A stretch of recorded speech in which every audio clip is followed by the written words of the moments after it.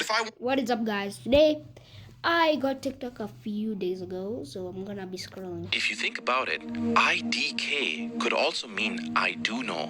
What? Every time you ask someone a question and they said IDK, there's a 50% chance that they meant I do know No. instead of I don't know. No. No. Isn't that concerning? Nope.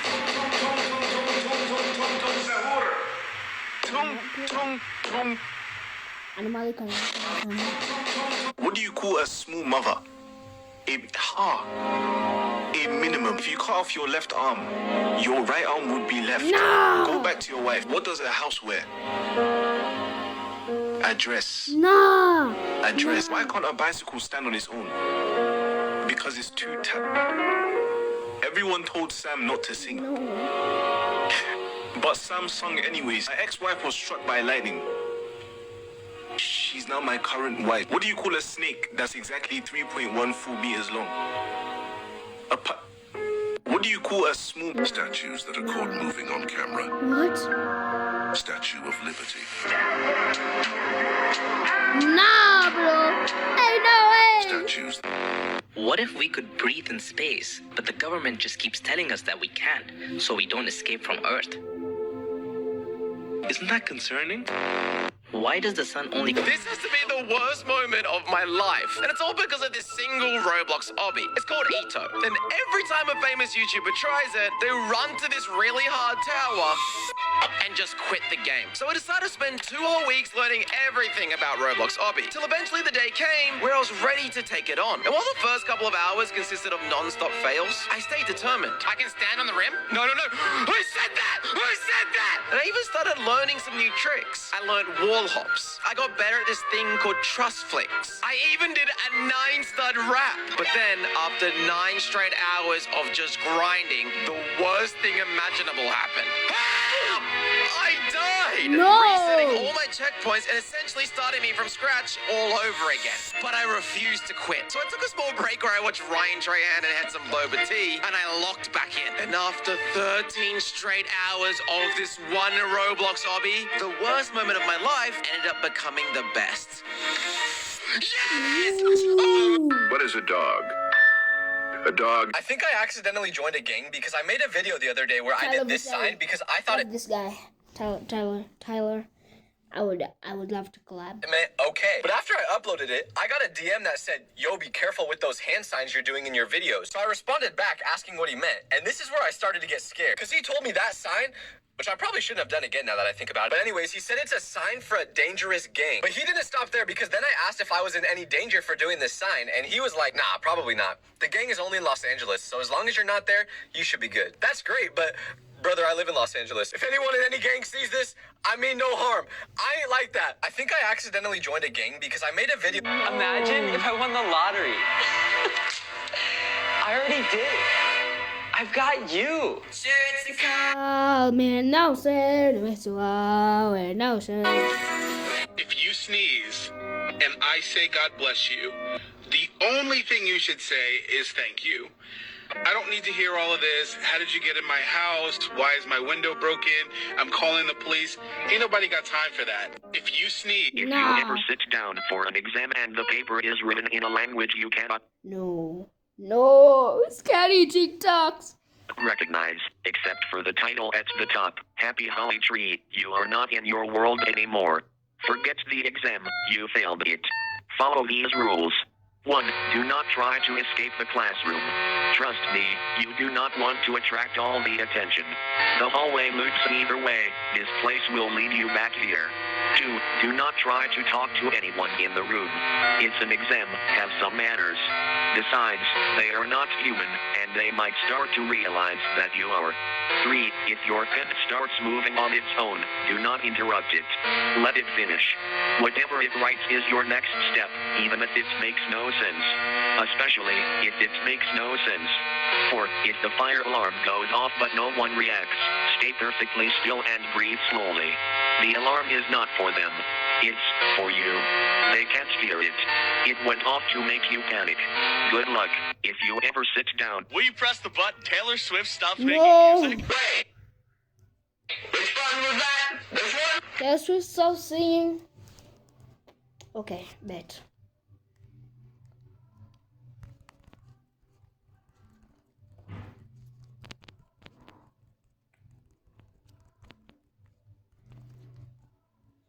Okay, I think I pressed every button. Oh, forgot these ones.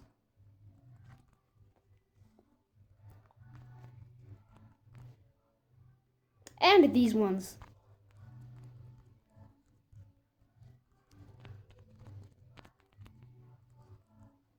Okay, there.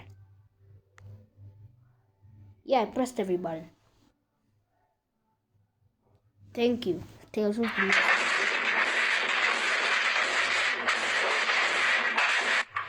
If you're touching your meat right now, you're out. Nah! Ain't no way. I'm not touching my meat. Your nasty ass out of here and wash those hands.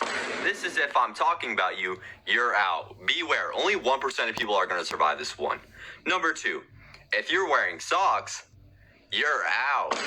Good news though, if I just got you out, you can just press that copy link button to get back in. I'm not wearing socks. Number 3, what is your favorite color? Red. If you said purple, you're out. And number 4, hold down the comment button and pick a random comment. Oh, hold on. No. Oh. Out on the first one. If you did the sad emoji, you're out. And number 5, if you saw a deer today, you're out. Number 6, think of a random shape. Triangle. If you said an octagon, you're out. And finally, number 7, double tap that screen to lock in your answer. Who is the third person that shows up when you follow me?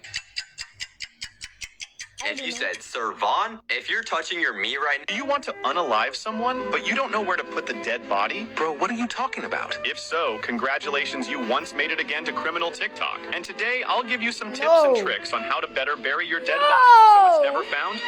So if you have a friend who is a beginner serial killer, make sure to tag them below. Bro, stop that now. Step number 1, never put the dead body in a suitcase. Whenever people see a suitcase that is abandoned, their first instinct is always to open it. Also, the suitcase decreases the decomposition rate, and this is exactly what we do not want. So what should I do then? Step number 2, this step has a higher risk, but if you want to bury a dead body, you have to bury it at least 9 feet deep. Once you bury the body, you can do some reverse psychology on it by sticking a tombstone on the top of it. You see, if the people expect there to be a dead body, they will not ask too many questions. And if you buried the body in a semi-populated area, simply have someone stand with a camera. This way, people will think that you are filming a movie or a documentary and will not get suspicious. And what if I didn't have all that time? Step number 3, if you didn't manage to bury it 9 feet deep, chances are over time, wind will blow away the soil or erosion will cause the body to get exposed. To prevent that, simply plant a layer of grass on top of the soil. This way, the soil can't get blown or washed away. Is that all what you have to do to get away with a dead body? If you want a tutorial for the professional serial killers, let me know down below. Bro, what the fuck is wrong with you?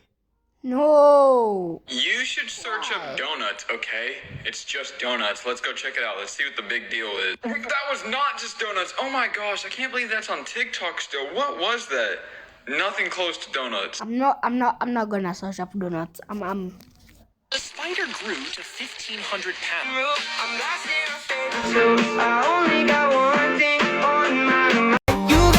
The spider grew to 15. If your name starts with this letter, you can definitely fight. Part 1, let's go. T, stay away from... Wait. If your name starts with this letter, you can definitely fight. It said farts, bro. If your name starts with this letter, you can definitely fight.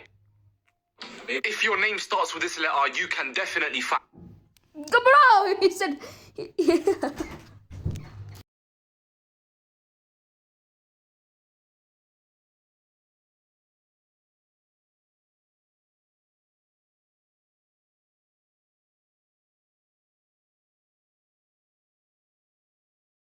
Right, part 1, let's go. T, stay away from these people. These guys are natural crusher. Names like Tommy, Tyson, all of these guys know how to box. So what do you expect from someone that actually has a name that starts with that letter? If you don't want to catch hands, just don't interact with people that names start with T. It just sounds like a hitman name, like they're from the mafia or something. But yeah, if your name starts with T, everyone should make sure no one makes the wrong move around you. Next up, we got C. Bro, let me ask you a question. What's the first letter in the word crash out?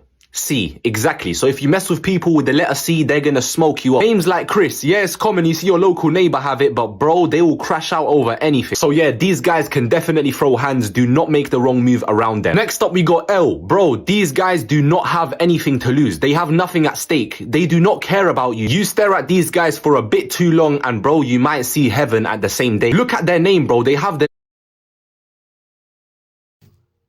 No!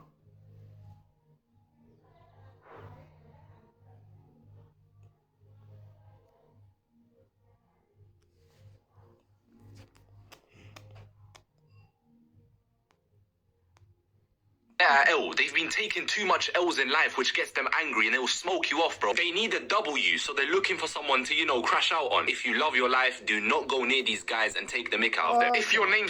Babe, I got up for early. Holy shit! Did I just... The person who sent you this just wanted to let you know that if you ever decided to murder someone, they would help you hide the body. And maybe you can get pancakes afterwards. The person who sent you this just wanted to let you know that if you ever decided to murder someone, they would help you hide the body. And maybe you can get... You might be a psychopath if you can solve this riddle. Pay close attention. A lady named Mrs. Smith was killed in her home on a Sunday evening. There were 5 people in the house at the time of the murder. This being the gardener, the husband, the chef, the maid, and the butler. This is what each of them said when questioned by the police. The gardener said he was clipping the bushes. The husband said he was in the garden looking up at the stars with his telescope.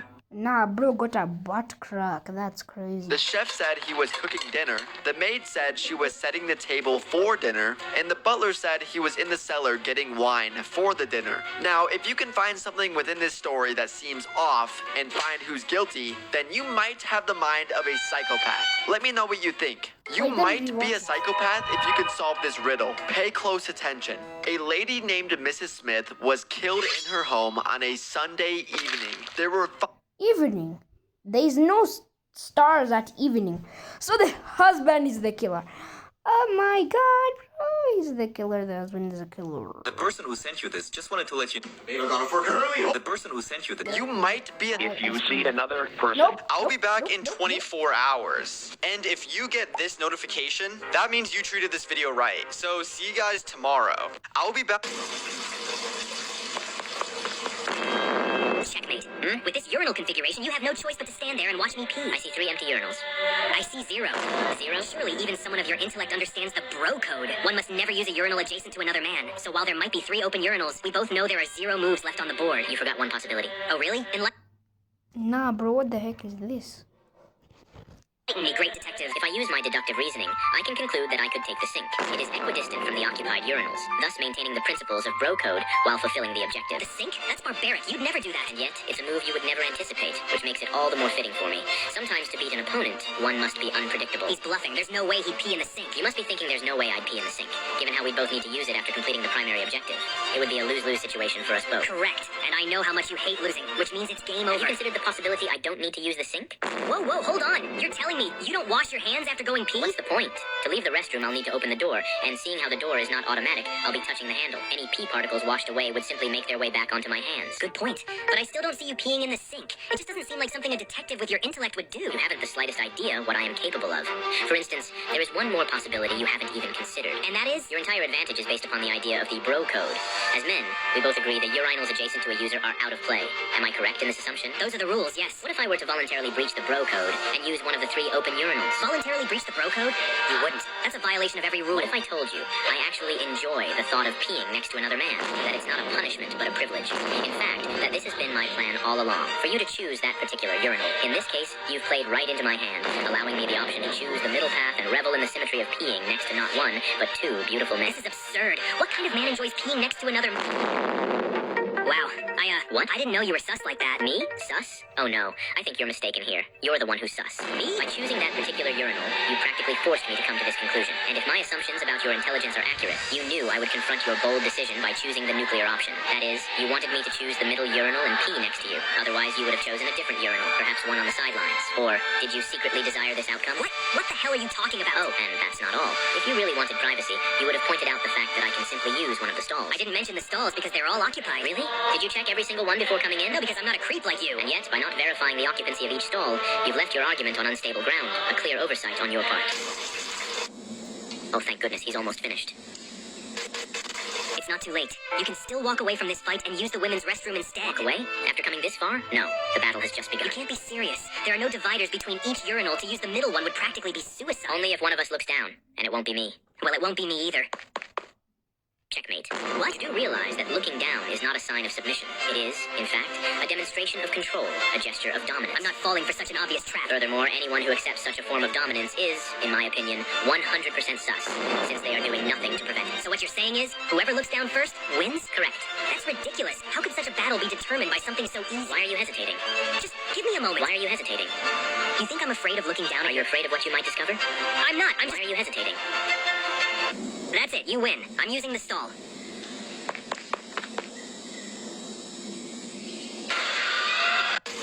Okay, that's enough TikTok for today.